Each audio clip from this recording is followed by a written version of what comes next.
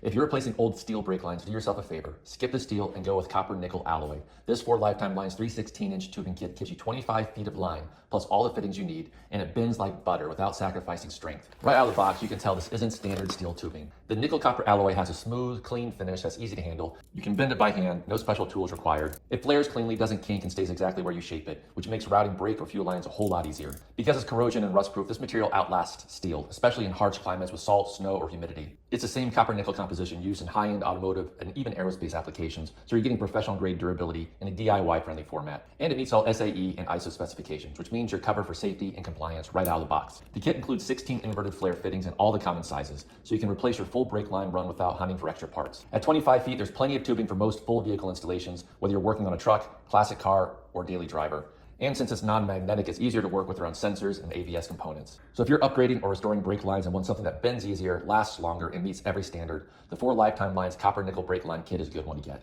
Rust proof, easy to shape, lifetime warranty. It's the kind of line you only have to install once.